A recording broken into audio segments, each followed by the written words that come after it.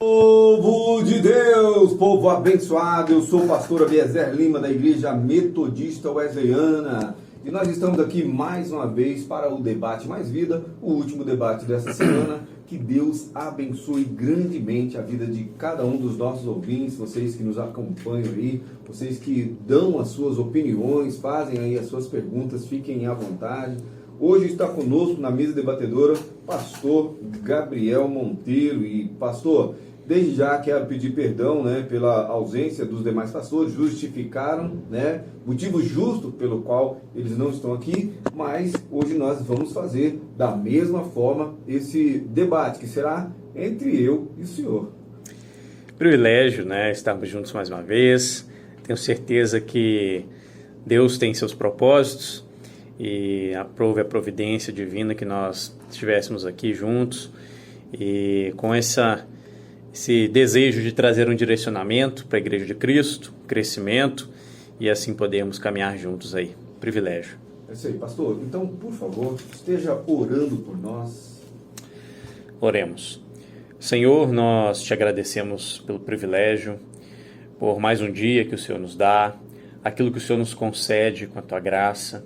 Rogamos que o Senhor conduza esse momento de debate, o Senhor possa trazer diante de nós, Pai, um pouco mais daquilo que vem do alto e assim possamos crescer juntos, tanto aqui nessa mesa, quanto na casa de cada irmão, em todos os lugares que estão nos escutando nessa noite.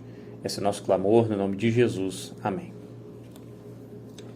É isso aí, pessoal. Então, nós queremos muito a sua participação conosco. Fique à vontade, mande, envie aí a sua pergunta.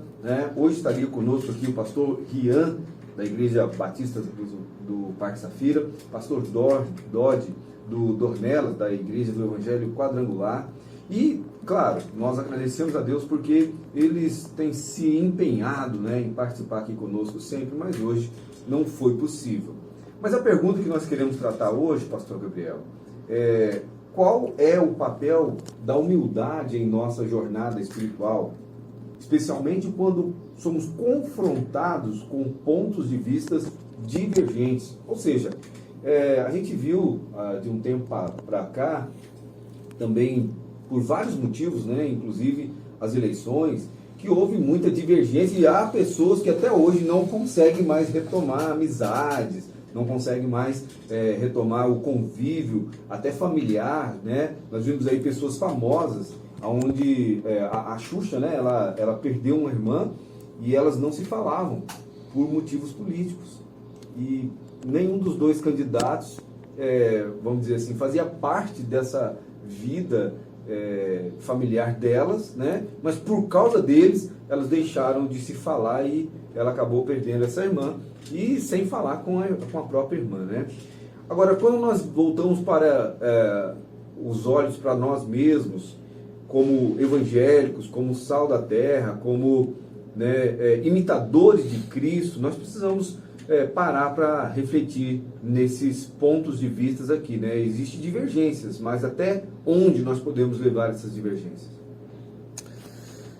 Pastor, infelizmente é muito triste quando nós percebemos a falta de unidade no meio do povo de Deus.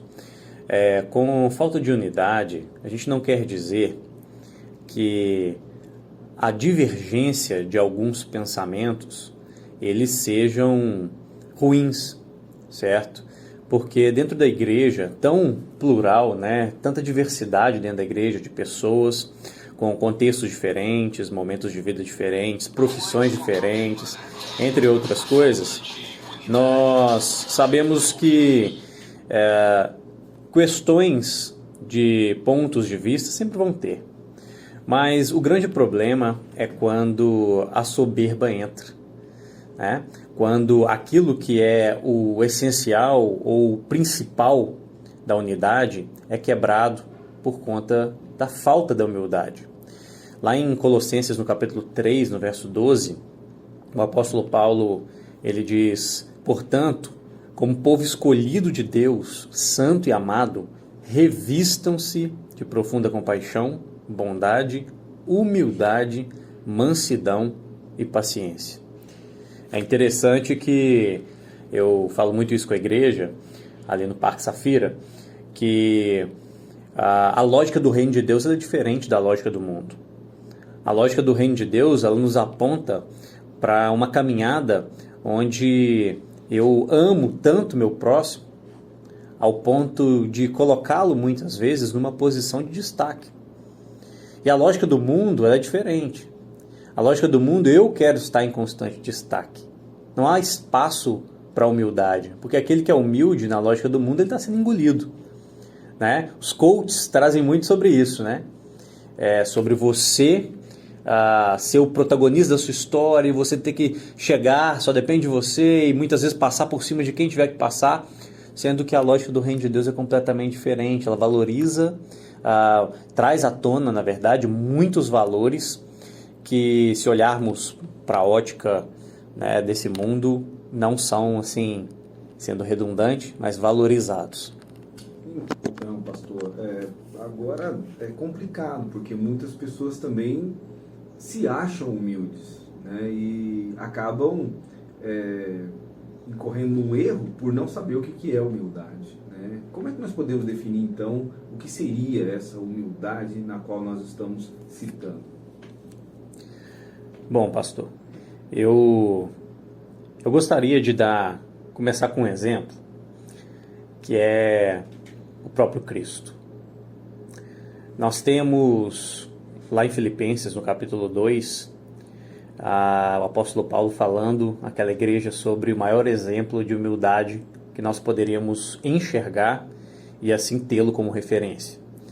Onde diz que o Cristo, né, Jesus, o próprio Deus, ele se encarna, estando em forma humana, ele não tem por usurpação ser igual a Deus, mas ele segue os propósitos, segue a missão, aquilo que ele foi designado. Ele deixou de ser Deus? Não, ele não deixou de ser Deus, mas ele vive uma vida de submissão e de honra ao Pai. Jesus, em todo contexto, sendo esse Deus eterno, completamente outro, mas que se fez próximo, né? Se tornou imanente ali, como Deus Emanuel, Deus conosco. Ele é o claro exemplo para o crente do que é a humildade.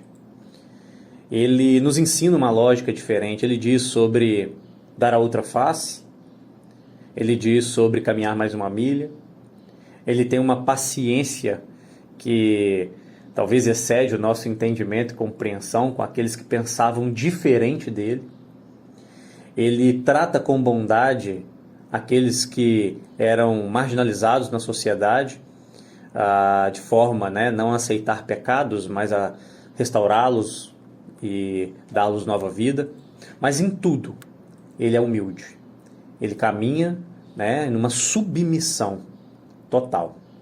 É interessante que aí a gente vê um outro exemplo, e uma vez eu estava ouvindo o pastor Jonas Madureira falar sobre Pedro, o encontro de Jesus ali com os discípulos, e nós temos 2 pontos, né? Um vislumbre da extrema humildade de Cristo, em consequente talvez uma falta de humildade real de Pedro, onde nós vemos Jesus, naquele contexto do Oriente Médio, né? Se chegava nas casas e um ato de honra, né? Além de um cumprimento de atos de purificação, era o lavar os pés. Então, quando se honrava, uma pessoa chegava com uma bacia para o seu convidado, lavava os seus pés, né, secava ali, muitas vezes tirava a capa e estendia para que essa pessoa pisasse em sua capa, um extremo ato de humildade. E então nós temos Jesus reunido com os discípulos, o Deus do universo, o Rei de toda a terra. Ele reúne com os seus, ele tira a sua capa, vem com uma bacia nas mãos e começa a lavar os pés dos seus discípulos. Nós estamos falando do Deus eterno, Criador de todas as coisas, lavando os pés dos seus discípulos. Então, nós temos aí o máximo vislumbre do que é a humildade cristã. Aquele que, embora sabendo a sua identidade, sabendo quem é, ainda assim, né, ama tanto o próximo, ou entende, né, que, como Jesus diz, a missão que foi da divindade dele, naquele contexto de cada um de nós, é servir. ser servo, né, uns dos outros. E aí a gente tem em contrário, pastor Biezer, o exemplo de Pedro. Porque Jesus vai lavar o pé de Pedro e Pedro, não, o senhor não vai lavar meu pé.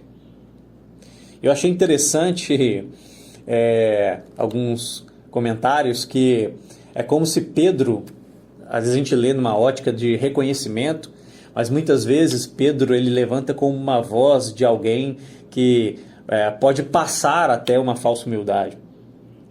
E aí ele vem e ele fala, não, você não vai lavar meu pé não, de jeito nenhum. E aí Jesus parece que ele perde um pouquinho de paciência naquele momento, né? Realmente. Então ele fala, Pedro, né? E por que Jesus perde um pouco dessa paciência? Porque ele conhece o coração. Então Jesus ele olha e fala assim, Pedro, se eu não lavar os seus pés, você não tem parte comigo. E aí Pedro, né? Então ele vem, então me lava por completo, né? Cabeça, pés, enfim, todo o corpo. Então nós temos que tomar um cuidado também, já falando, né? O que é humildade? Se olharmos para Cristo, vamos ver. Um ato, ações que demonstram, não um mero sentimento, mas uma vida prática em atos com o próximo que demonstram que eu considero o outro superior a mim mesmo. Muitas das vezes. A gente não está falando de ser bobo e entre outras coisas, né? E a gente vê um outro exemplo muitas vezes que ocorre, que é a falsa humildade. É aquele que muitas vezes faz pelo reconhecimento, né? Se posiciona com um estereótipo humilde, mas que no fundo não é isso. E aí, assim como Pedro, tem um reconhecimento e algo severo de Cristo, né? Na sua opinião, esse ensinamento de Jesus, porque ele ensina na prática, né? Muitas vezes a gente vai nos deparar com situações e a carência vai fazer com que as pessoas precisem de atitudes como a de Jesus. Então, a motivação, nesse caso, é a carência. Por exemplo, quando alguém necessita de ouvir a frase, eu te amo. Mas Jesus nunca disse isso para ninguém, né? Ele fez, né? Ele demonstrou o amor de uma maneira extraordinária, ao ponto de dar a sua vida por aqueles que realmente não mereciam. Isso é uma demonstração de amor, mas ele não falou eu te amo. Mas tem pessoas esperando isso. Esses momentos preparados, agora voltando para a humildade, né? Como por exemplo, o senhor deu o exemplo aí de Jesus lavando os pés dos discípulos. Eu como pastor, se eu pegar lá o meu pessoal e lavar os pés deles hoje, né, vai surtir o mesmo efeito? Ou eu deveria estar pensando em fazer outras coisas para demonstrar realmente uma humildade, ou apenas imitar Cristo no fazer ali vai resolver? Olha, pastor, eu acredito que Jesus Cristo, ele é o maior discipulador de todos os tempos. Então, o método de Jesus para o crescimento, desenvolvimento da sua igreja foi discipular pessoas. E o discipulado nada mais é do que eu transmitir a minha vida no próximo. Então Jesus imprime a si mesmo na vida dos seus discípulos. Então quando nós olhamos para Cristo e nós olhamos para a humildade, a virtude da humildade, né, a modéstia, a simplicidade, a paciência do Deus encarnado, nós aprendemos muito. Então não que precisamos, né, por exemplo, como vou manifestar a humildade? É necessário que eu lave os pés de alguém, por exemplo? Não necessariamente. Né? Esse foi... Talvez a pessoa não esteja precisando disso, sim, mas de outras coisas. Sim, esse foi um ato muito característico daquele contexto religioso e, né, de vivência cultural, onde o lavar os pés traz uma honra. Né? Só para você ter uma ideia, só ampliar um pouquinho o horizonte do ouvinte sobre lavar os pés, o dono da casa, geralmente, ele estava com a sua roupa e a sua capa, né? A túnica e a capa por cima. Os servos, eles não tinham capa, eles ficavam apenas com a sua túnica. Então, o ato ali de tirar a capa para que outro entrasse na sua casa e pisasse na sua capa, era uma manifestação clara de um coração humilde, em atos. Então, quando Jesus ele chega, ele tira a sua capa e vem com a bacia nas mãos para lavar os pés dos seus discípulos, Ele está manifestando aquilo que na consciência dele já era claro. Ele está como um servo.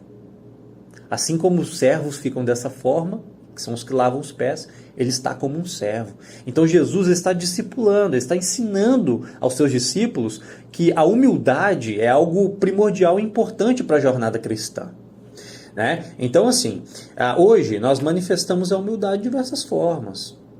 Existem momentos que vamos trazer aqui no nosso contexto como pastores e teólogos, que pessoas vão nos fazer perguntas que você simplesmente vai falar assim, não sei te responder.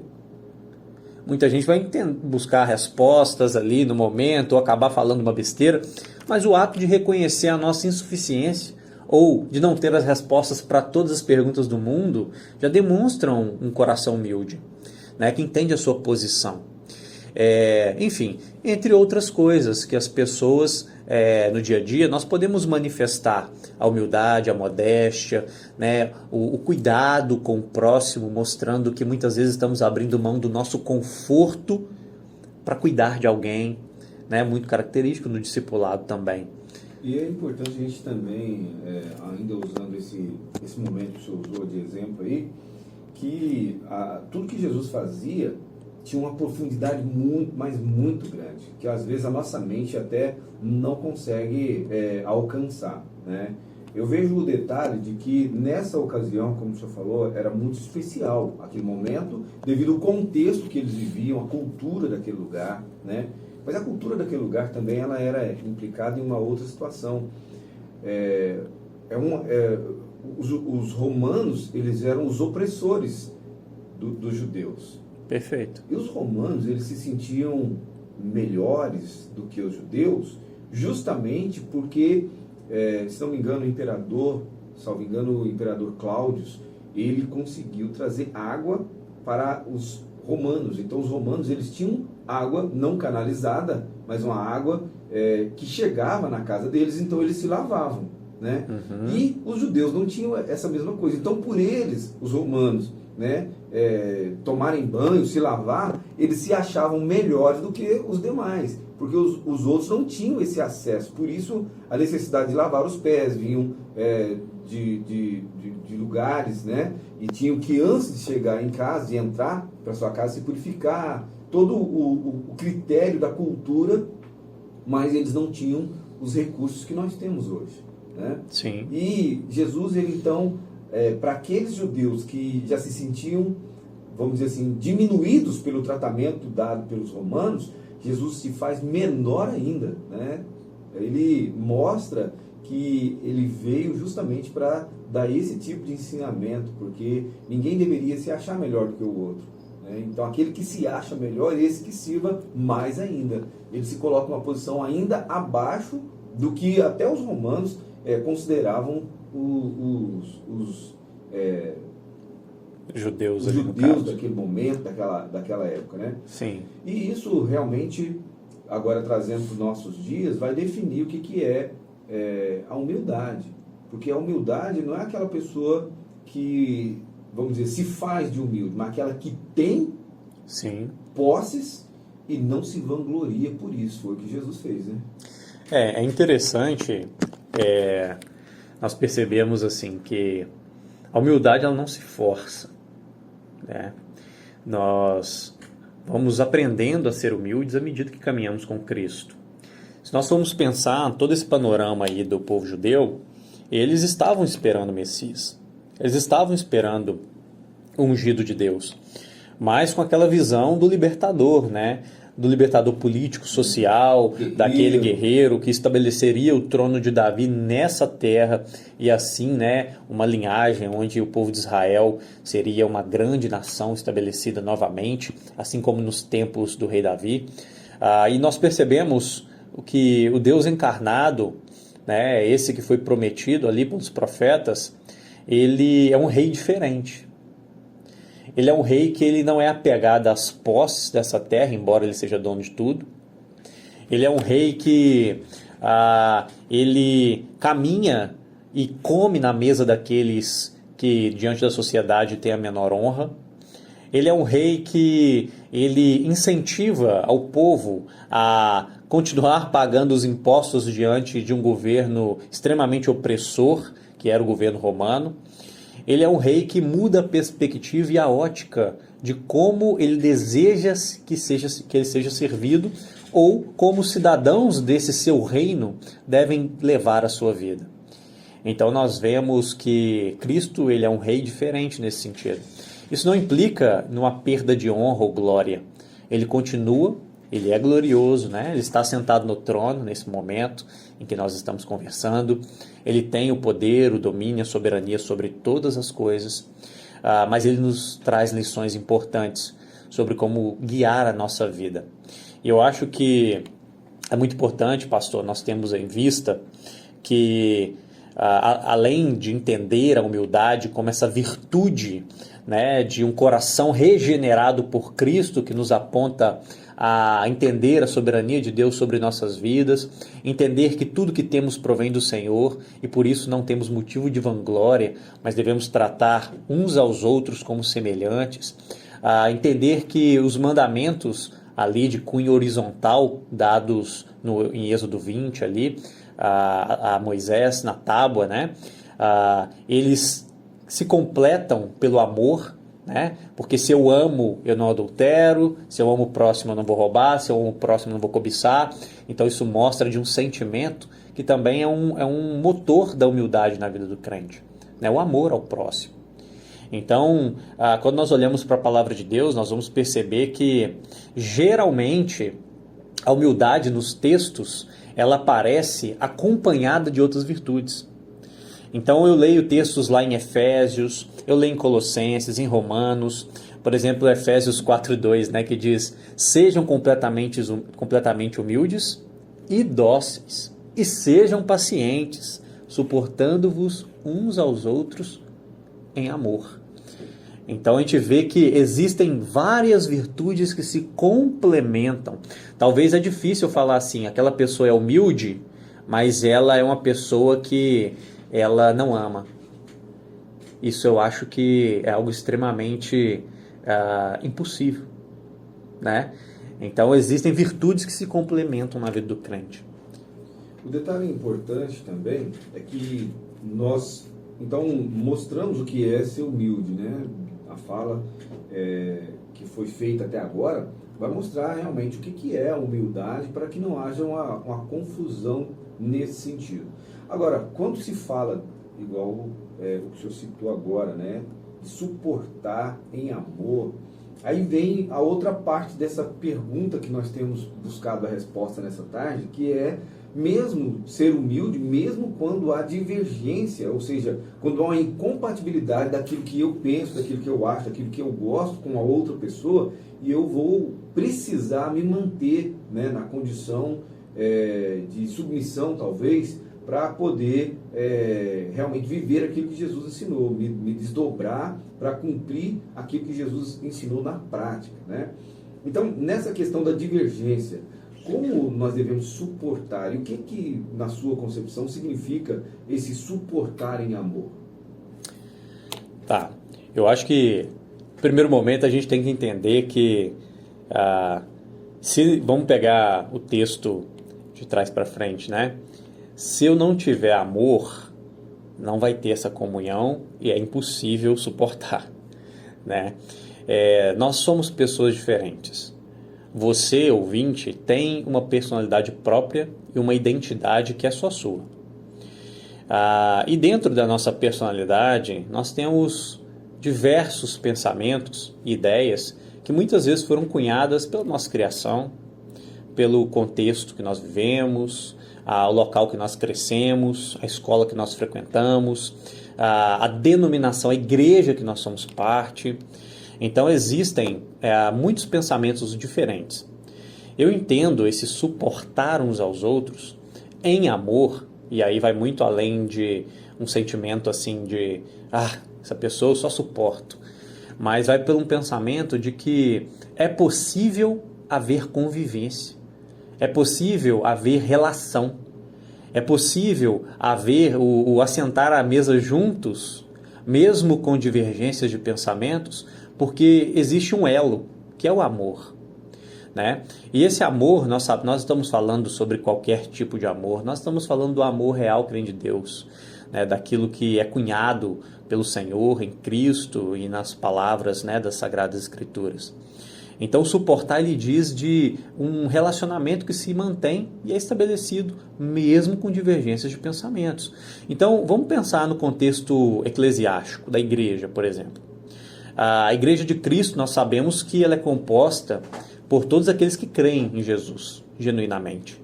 Não pela igreja A, B ou C apenas, né? Mas por todas elas que confessam genuinamente a Cristo. Então, quando nós sentamos aqui para estabelecer um debate nessa rádio, nós temos pastores de diversas denominações. E existem pontos que há divergência, né? Visões teológicas, a forma que nós entendemos que uma liderança forte deve agir, a maneira que nós lidamos com as disciplinas eclesiásticas em nossas igrejas, pensamentos sobre, muitas vezes, a forma que Deus lida com a salvação do homem, no sentido de predestinação ou não, né, eleição, que forma que essa eleição acontece, enfim, existem N pontos ali que se divergem, mas existe algo que mantém o elo, né? O amor que temos por Cristo e o entendimento que nós somos salvos unicamente mediante a fé em Cristo Jesus. Então, esse suportar, ele diz de manter esse relacionamento, certo? Existe uma frase, foi até citado, né, pelo pastor Nélio ontem no culto, que é uma frase muito famosa. Eles, pastor, uns falam que foi Agostinho que disse, eu já vi outros na boca de John Wesley, mas não se sabe ao certo de qual grande homem de Deus se saiu essa frase, mas que diz o seguinte: nas coisas essenciais, a unidade. Nas não essenciais, a liberdade. Em todas as coisas, o amor. Então, vou repetir para o ouvinte aí que não pegou, tá? Nas coisas essenciais, a unidade. Nas não essenciais, a liberdade. Mas em todas as coisas, o amor. Então, quando a gente tem esse amor como um elo, eu me torno humilde. Sabe por quê? Porque eu me sento aqui nessa bancada e às vezes eu escuto um colega, ele traz algo que talvez eu tenha um pensamento diferente, sabe? Talvez eu ensino diferente na minha igreja, mas aquilo tem algo real no que ele está falando. Tem verdade no que ele está falando. Eu creio que ele tem experiências reais com o Senhor. Eu creio que ele é um homem de Deus e que Deus está direcionando o seu ministério e sua vida. Então, embora haja um ponto ou de divergência, eu sentar e saber que eu não sou o dono da verdade, né, e que um dia nós chegaremos diante de Deus e perceberemos que talvez um ponto ou outro ali nós realmente estávamos equivocados, isso faz parte de um sentimento, né, de humildade. Vai além, porque muitas pessoas também têm essas dúvidas sobre a questão da consciência, né? Então, se um dia eu vou estar na eternidade com Deus e eu vou poder olhar para trás e falar, não, eu falhei muito, e foi por isso que Jesus morreu na cruz do Calvário. Perfeito. Quando há uma dificuldade de olhar para trás e ver que falhou, ou ver que, mesmo que o pastor esteja falando algo que é contrário ao que eu penso, eu vejo que há verdade nisso. Perfeito. Então eu tenho que rever os meus conceitos, os meus princípios, para poder não estar muito fora daquilo que é verdadeiramente o que Jesus tem ensinado. Né? Nós aprendemos, né, muito uns com os outros, e eu tenho certeza que você, ouvinte, tem muito a aprender com outros irmãos em Cristo. Às vezes vocês têm divergências, como por exemplo, de time de futebol, tem divergência em alguns pontos que são assim, periféricos à fé. Aquilo que nos mantém em unidade, isso não pode ser quebrado. Né? Agora, o que é periférico pode ser discutido. Então, assim, é interessante a gente falar sobre humildade, né? Que diz desse sentimento tão importante visto em Cristo, que deve estar em nós, porque tem muita gente que tem muita dificuldade de dar o braço a torcer, ser humilde, paciente, dócil em uma discussão, né? Saber que você pode aprender com o outro, sabe? É interessante que, olha como que a gente aprende, né? Tive um professor do seminário de teologia. Ele é um professor que, para muitos, ele é até meio polêmico no mundo aí da teologia, que foi o pastor Marcos Granconato. Ele foi meu professor de seminário. E o Marcos Granconato, um dia ele estava contando uma experiência que a filha dele, ela estava vendo assim uma formiga e ela falou assim: pai, como que essa formiga, Deus, na verdade, né? Deus que conhece essa formiga, ele que criou essa formiga? Ele falou: sim, Deus que criou essa formiga. Mas te digo mais, minha filha, Deus criou todas as formigas que existem no universo. E ela ficou assim, abismada. Nossa. Aí, mas te digo mais, cada perninha que existe em todas as formigas do universo, elas se movimentam porque Deus permite. E aí ela ficou extasiada. Mas como assim, pai? Eu não entendo. Né? Eu não entendo essa grandeza, eu não entendo. E aí ele, né, de uma forma muito carinhosa, ele traz para ela, quando ela fala que não entende, né, ele fala assim: esse é o primeiro princípio do estudo teológico, entender que não entenderemos totalmente Deus. Então, eu estou trazendo esse exemplo porque como entender a humildade de Cristo? Como entender um Deus eterno, todo-poderoso, criador de todas as coisas, aquele que nós estamos respirando por conta do seu sustento, ele se encarnar e demonstrar tamanha humildade no meio de nós? Quando a gente olha para Cristo, isso precisa quebrar todo orgulho do nosso coração, né? Talvez, e a gente precisa falar, que o oposto da humildade é o orgulho. Pastor, né? eu fico nessa eminência de pensar o que Deus pretende. Tipo assim, nós estamos passando por um ciclo. Sim. Que até os anjos já passaram algum tempo, quando eles fizeram a escolha, e a terça parte escolheu estar contra Deus. Então, eles tiveram também esse período que a humanidade está passando. Quando Jesus voltar, então esse ciclo se encerra, né? Então, muito provavelmente, é outra vida que parte do entendimento da eternidade que nós vamos estar vivenciando. Alguns na presença e outros fora da presença de Deus, né? Mas nessa dimensão que foi colocado aí, que o professor colocou, né, que Deus ele conhece e ele criou e ele permite o movimento de cada perninha, de cada formiga criada por ele em todo esse universo. Isso só em relação às formigas, né? E o que ele pretende, né, comigo? O que ele pretende com você, indivíduos, né? Qual é a nossa parte, né, de tamanha grandeza que nós não conseguimos compreender, né? E ele se encarna para passar por um processo humano para mostrar algo que ele quer comigo. E eu preciso compreender, agora pelo menos, que é eu que preciso dele, é eu que dependo dele. Isso não vai mudar, né? Ele continua sendo Deus em todas as circunstâncias, mas ele pretende algo maior depois que esse ciclo passar, né?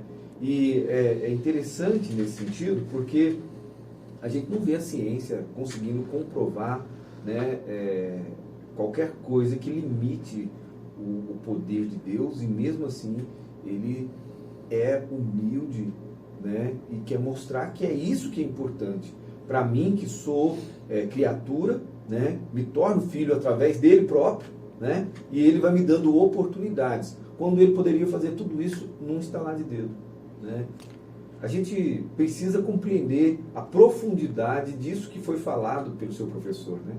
Perfeito. Nós estamos falando de um Deus que ele é simplesmente outro, né? A gente está falando de um Deus que ele é transcendente. Eu estive pregando no último domingo pela manhã justamente sobre o Deus glorioso e santo. Porque muitas vezes nós pegamos a perspectiva da imanência ali, do Deus encarnado, do Deus no meio de nós, e nós esquecemos o quanto que ele é outro, o quanto que ele é muito maior do que qualquer coisa criada. E uma coisa, ela não tem que ser dividida da outra. Deus, ele é tanto aquele Deus que Isaías diz, né, que tem a terra como o descanso de seus pés, como ele é o Deus que se relaciona com a sua criação e está no meio de nós. Então, nós precisamos entender a grandeza desse Deus, e aí, quando entendemos a grandeza, olhamos para a sua encarnação, e aí a gente percebe assim, gente, como que pode um Deus tão glorioso, ele se importar comigo desse jeito? Um Deus que não tem necessidade de mim, ele não tem, ele não precisava criar todas as coisas, porque ele já era suficiente em si mesmo, e mesmo assim, esse Deus se importa comigo, mesmo assim esse Deus se encarna, mesmo assim esse Deus vive, cumpre um propósito, manifesta a sua glória, a sua identidade, me chama a viver uma vida de humildade em submissão a Ele, e assim manifestando em submissão ali amorosa aos meus irmãos, e quebra todo orgulho do meu coração. O oposto da humildade é o orgulho. O primeiro pecado, ele vem por causa de quê? De orgulho. O pecado dos homens no Éden é o quê? É orgulho, é querer se tornar como Deus, né? Encher de si mesmo, não ser humilde o suficiente ao perceber que existe alguém que é superior e eu preciso dele, né? E assim o ser humano, quando o pecado entra, a queda, nós estamos vivendo relações diariamente nesse mundo pautadas pelo orgulho, né? Pela falta de humildade. É justamente isso que é o confronto de ideias, né? Há alguém que do lado oposto, ele não quer se dobrar, né? se reconhecer como limitado, né?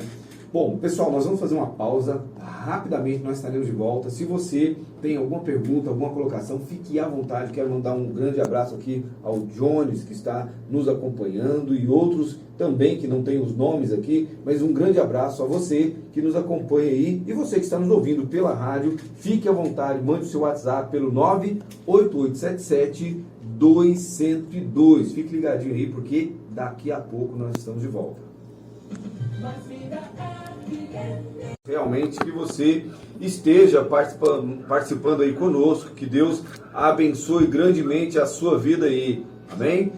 Pastor, como é que nós podemos dar continuidade nesse debate em relação à humildade para trabalhar, né, a vida das pessoas que neste momento estão enfrentando dificuldades de perdoar ou de buscar o perdão de alguém devido ao orgulho? Como é que o senhor trata situações como essa? Bom, a questão do perdão é algo que nós sabemos não ser fácil, tá? O coração que cada vez mais se enche de humildade, ele é um coração que começa a ter mais facilidade de perdoar. Nós precisamos olhar para Cristo Jesus, precisamos olhar para a ação de Deus por nós, para nós conseguirmos visualizar de forma mais clara como nós fomos profundamente perdoados por Deus. Só consegue perdoar com mais facilidade, eu não estou dizendo que é fácil, justamente porque o nosso coração é um coração caído, né, de natureza corrompida, mas só consegue perdoar com mais facilidade aquele que entende o quão ele foi amado e o quão valioso foi o perdão que ele recebeu de Deus. A nossa ofensa contra Deus, guarde isso no seu coração, ela foi muito maior do que qualquer ofensa que você possa receber dos homens. Nenhuma ofensa nessa terra que alguém possa fazer contra você se compara àquela que você fez contra um Deus, que, como afirma Isaías no capítulo 6, falando sobre a visão que ele tem do eterno, que ele diz que os serafins, eles exclamam, né, que o Senhor é santo, santo, santo. Então, diante de uma ofensa terrível que o seu pecado, que o meu pecado fez diante de Deus, diante desse grande problema que nós trouxemos, nós vemos um Deus Todo-Poderoso que decide nos amar e nos perdoar. Então, eu acredito que, diante dessa compreensão, nós começamos a pedir ao Senhor que trate o nosso coração, que cuide do nosso interior, para que nós possamos, assim, ter as condições necessárias de perdoar aquela ofensa. Agora, pastor, existem pessoas também que elas se ofendem com muita facilidade, que elas se sentem, arrumam problemas, né, se sentem ofendidas com muita facilidade. Então nós precisamos também de ter um senso, um equilíbrio em nossas vidas. Saber que muitas vezes pessoas agem, né, de alguma maneira, mas que não quer, obviamente, nos prejudicar. Questões acontecem. Então o perdão, ele é difícil, sim, mas ele é para quem é servo de Deus, para quem é humilde, para quem entendeu o que precisa. Só para completar, nós percebemos depois Jesus, na oração do Pai Nosso, né, ele falando que aquele que não perdoa o seu irmão também não recebe o perdão da parte de Deus. Então, é justamente isso que eu ia perguntar. Então, o senhor considera que esse é um pecado que não tem perdão? Eu considero que, não que seja um pecado que não haja perdão, então, mas é um erro, perdoa, exatamente, né? Exatamente. Então, assim, é um erro, porque as pessoas elas podem acabar confundindo quando a gente fala, por exemplo, pecado sem perdão, aí entra em blasfêmia, né, contra o Espírito Santo, mas aqui a gente está querendo dizer o seguinte, o Senhor Jesus, ele afirma que, categoricamente, que aquele que não perdoa o seu irmão, a quem ele vê, né, obviamente, ele não entendeu o Evangelho. Aqui a gente está falando de dificuldade para perdoar. Tem muitas pessoas que talvez, né, estão vivendo no contexto da igreja, mas ainda não houve uma conversão, um entendimento. Perfeito. Correto. Aí, para mim, esse é o ponto. Tá? Esse é o ponto. O que eu quero dizer é o seguinte. Aquele que não perdoa, e aqui, gente, com muitos parênteses, no sentido de nós sabemos que existem muitas ofensas que são difíceis. Como, por exemplo, nós temos aquele um vídeo que circulou muito nas redes sociais, aquele assassino, né, de Green River, onde ele assassinou várias mulheres, né, abusava, assassinava delas, e a gente vê um pai, ele parado no tribunal diante daquele psicopata, que não tinha reação nenhuma, né, com as outras pessoas o xingando, falando que queria que ele queimasse no inferno. E aquele pai, ele fala o seguinte, olha, você está fazendo com que eu coloque em prática uma das coisas mais difíceis que o Senhor Deus me ensina, que é perdoar. Então ele fala assim, eu te perdoo, e a gente vê uma manifestação na face daquele cara, uma reação que só o Evangelho, a lógica do reino, a ação do Espírito produz no homem. Então não existe ofensa suficiente que alguém possa fazer contra você que seja maior aquela que você fez contra Deus. Quando eu entendo isso, eu sei que por mais difícil que seja, é meu dever perdoar. Então aí a gente vem para a oração do Pai Nosso, né? Eu acredito que aquele que não perdoa, de forma alguma não perdoa, na grande maioria dos casos, ele ainda não teve esse encontro real. Ele pode estar na igreja, ele pode estar participando das coisas, mas ele não teve aquele encontro real com o Senhor, Você acha que manifesto por alguém que recebeu o perdão. É possível que a pessoa compreenda que esse perdão do qual nós estamos falando, ele não é um sentimento, e sim uma decisão? Ou seja, a pessoa pode falar, não, a partir de agora, eu decido que eu vou perdoar aquela pessoa. Mas mesmo que eu não consiga gostar dela, mas eu vou perdoar ela. Não, perfeito. O perdão é decisão. É um processo, para muitos casos, onde eu preciso de talvez até um acompanhamento do seu líder espiritual, do seu pastor, para orar com você, para vocês orarem por isso. E à medida que eu decido perdoar, eu começo a perceber né, orando e buscando ao Senhor, uma mudança no meu coração. Uma mudança de sentimento aos poucos. Isso não significa o retorno, por exemplo, de uma amizade muito grande que foi quebrada. Não significa o retorno, talvez, de um casamento onde você sofria muitos abusos, né? Não significa isso. Mas significa um sentimento, muitas vezes, de paz que começa a brotar no seu coração, ao ponto de não desejar o mal para aquela pessoa mais, né? Mas saber que muitas vezes, eu acho que isso é importantíssimo, pastor Abiezer, nós temos o entendimento que muitas vezes somos feridos por pessoas que não têm a fé firmada em Cristo Jesus. E aí nós precisamos entender que essas pessoas fazem o que lhes são próprias da natureza caída do homem, sem a presença do Espírito Santo. Então, quando nós temos o Espírito Santo em nós, que nós conseguimos ter forças, né, e capacidade de viver essa lógica do reino de Deus, que é contrária ao que o mundo espera. O que esperar ali dos pais e dos familiares que foram abusados e sofreram com a morte de seus filhos por aquele psicopata?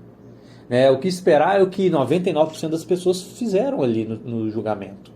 E quando a gente vê a manifestação da graça de Deus por meio da vida daquele homem, a gente percebe que é um homem que realmente fácil para ele, de forma alguma. Como deve doer até hoje. Mas a manifestação de alguém que entendeu a graça de Deus sobre ele, entendeu a graça sobre a sua ofensa, e assim sabe que ele precisa conceder essa graça diante da ofensa do outro. É isso aí. Pessoal, nós estamos chegando ao final. Deus abençoe grandemente a sua vida, você que nos acompanha. Pastor Gabriel Monteiro, suas considerações finais, seu conselho para os nossos ouvintes, fique à vontade. Provérbios, capítulo 15, verso 33, é um texto que nós temos muitas vezes a primeira parte decorada, que diz que o temor ao Senhor é o princípio ou ensina a sabedoria. Mas ele continua, ele diz assim: e a humildade antecede a honra. Então, aos olhos do Senhor, os humildes serão honrados. A gente vê também, lá em Mateus 5,5, bem-aventurados humildes, pois eles receberão a terra por herança. A lógica do reino de Deus é diferente. A humildade é uma virtude que emana de Deus, é manifesta no Filho, e que nós somos chamados a ser assim como Jesus foi. Somos chamados a ser humildes, pois quando somos orgulhosos, nos parecemos mais com o diabo, né? O homicida desde o princípio. E quando somos humildes, nos parecemos mais com Cristo. Então, se você tem dificuldade de manifestar essa virtude, ore por isso, né? Busque ajuda, converse, escute essa gravação de novo, ou, né, se for possível, e comece a orar ao Senhor: Senhor, me dá um coração humilde, me ajude a amar pessoas. Muitas vezes precisamos de pedir isso ao Senhor. Me ajude a amar pessoas. Então, meu desejo é que você possa crescer e amadurecer na fé a cada dia e receber do Senhor, então, né, mais do Espírito Santo, para que você possa manifestar as virtudes do reino de Deus. Amém. É isso aí, pastor. Esteja orando por nós e assim nós estaremos encerrando. Deus abençoe grandemente a sua vida. Amém. Queria só, antes da oração, deixar para o ouvinte o convite de estar ali conhecendo nossa igreja, ali no bairro Safira, Igreja Batista do Parque Safira. Temos culto às quartas com exposição bíblica. Estamos finalizando um ano inteiro exposição de Romanos. Temos culto domingo pela manhã, domingo à noite.